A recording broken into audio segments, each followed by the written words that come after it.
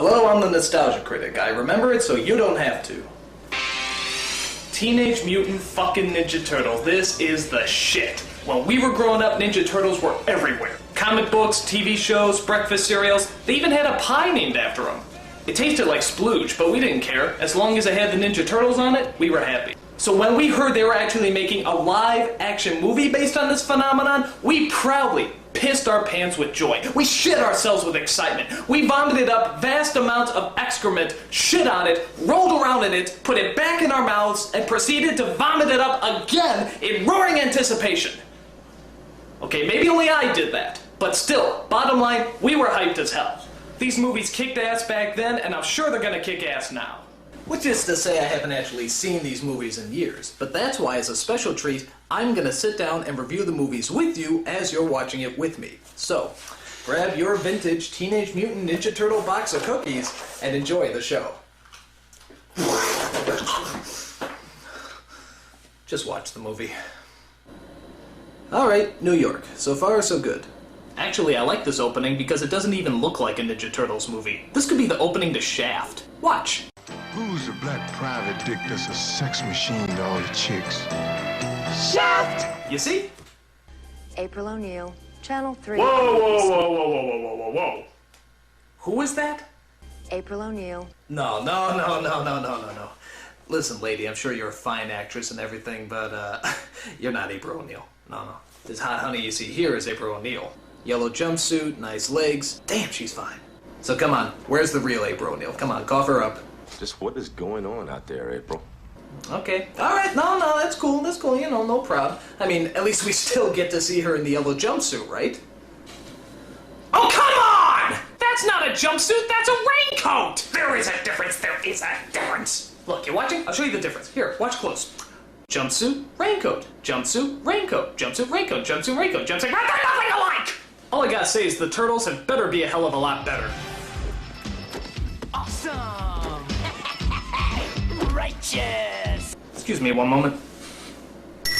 Oh my god, look at those costumes! Those are incredible! That's exactly what radioactive ninjutsu reptiles in their late teens would look like! I mean, they're unbelievable! They're phenomenal! Oh my god! I apologize for that, but even you have to admit those costumes are pretty incredible. The guy who put these all together was Jim Henson, the Muppet guy. And do you know how much those puppeteers have to squat in order to get their hands up those asses? It's not even worth thinking about. If this movie was done today, chances are they probably turned them all into computer-generated images. Oh, bullshit! They set out to rescue April from the evil Foot Clan, who want to destroy her because she's giving evil pajama-wearing psychopaths a bad name. Oh no, you didn't! Alright, April's gonna kick some ass. As you probably guessed, the Turtles save April and take her back to their home in the sewers. There she meets the Ninja Turtles' mentor, a giant rat named Splinter. And I have to admit, saying this all out loud is making me realize just how friggin' weird this movie is. Where did they come up with this stuff? So Splinter explains to April the origin and where they came from. You see, years ago, Splinter was just an ordinary pet rat in Japan. After his master is murdered, Splinter somehow makes it to New York and comes across a canister of ooze and 4 baby turtles. Within a day, both the turtles and Splinter grow in size and even begin to form words. Pizza! Pizza! It could happen! Splinter decides to name them after the famous Renaissance painters, because giant mutated turtles seem to scream of the Renaissance period. It made sense back then. Wondering how much acid she dropped, April decides to help them defeat the Foot and bring order to the city. And on their way, they're helped by a vigilante known as Casey Jones, who's pretty cool despite the fact that he looks like Jason's homosexual Canadian brother. Ooh. Now, the leader of the Foot Clan is an evil kitchen utensil known as the Shredder, which everyone says is a giant Darth Vader ripoff, but I don't see the resemblance. I am your father. Okay, it's a ripoff, but you gotta give this guy credit. He has a diabolical scheme to... Actually, what was the plan again? Punish these turtles. I'm sorry, I don't care how menacing or powerful you are, there's no way you can make punishing turtles sound threatening. I'm sorry, it's just not humanly possible. But, you see, he is using kids and teenagers to fight his battles. If you went up to a hitman and said you wanted them to hunt down some turtles, they'd probably laugh in your face. However, if you get a bunch of stupid kids, stone them off their asses, get dressed up in shiny metal, recruit them to be ninjas, and then ask them to hunt down some turtles? Dude, sign me up! Awesome! My only problem with this plan is the costumes they're assigned. I mean, I know they're supposed to be ninjas and everything, but those costumes are so tight, I don't even think they can talk. One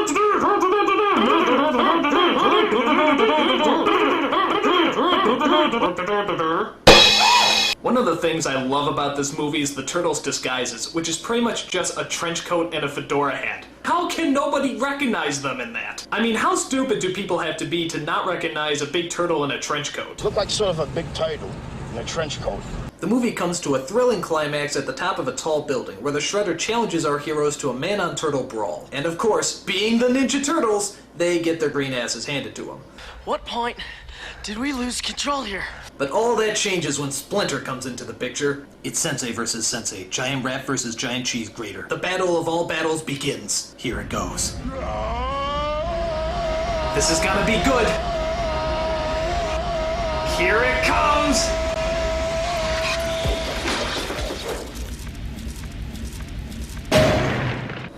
Bullshit! What kind of a battle is that? He sticks out his foot like a cartoon character and he trips? What a ripoff!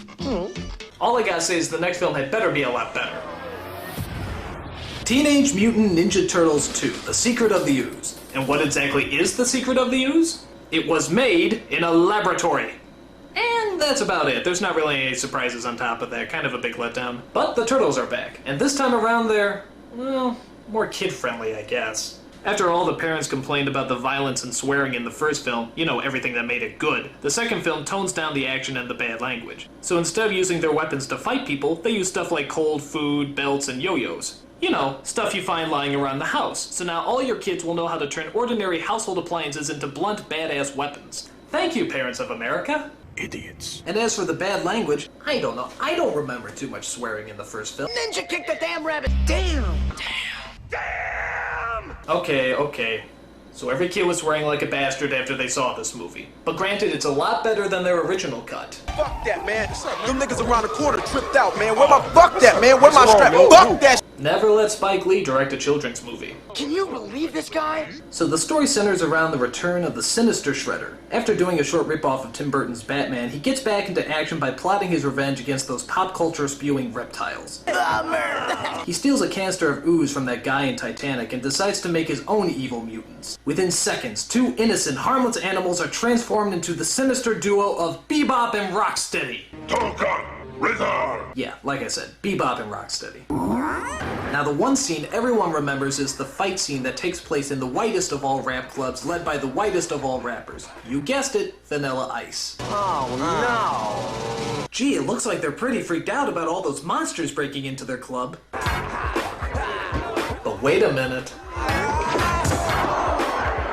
I think the Ice is feeling something. I think he's conjuring up a rap, a sort of ninja rap, if you will. Yo, it's the Green Machine. He is! Look at that, a totally unrehearsed yet somehow totally choreographed rap scene entirely made up on the fly. What talent. I gotta tell you, this guy is going places! Like the unemployment line. So the film climaxes as the Shredder drinks what's left of the mutated ooze and turns into a mutant himself. Jesus Christ, look at that. That is a badass villain. It's a super shredder. Alright, this is gonna make up for the shitty climax in the last movie. 4 mutant turtles versus 1 giant mutant shredder. This is gonna be good.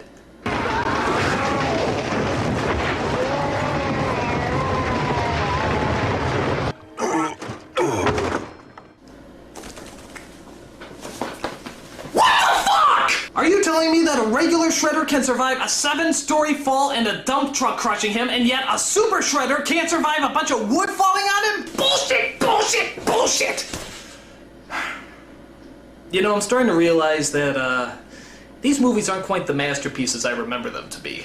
I mean, they're weird as hell, they don't make any sense, and they keep pissing me off with their anti-climaxes. But I shouldn't give up hope. After all, there is still one last movie left. Teenage Mutant Ninja Turtles 3. And seeing how now they've had 2 movies to experiment with and find out what works and what doesn't, I think we can safely assume that this is going to be the best of the bunch. So, sit back and let's enjoy Teenage Mutant Ninja Turtles 3. Oh my god, it's so terrible! It's so terrible!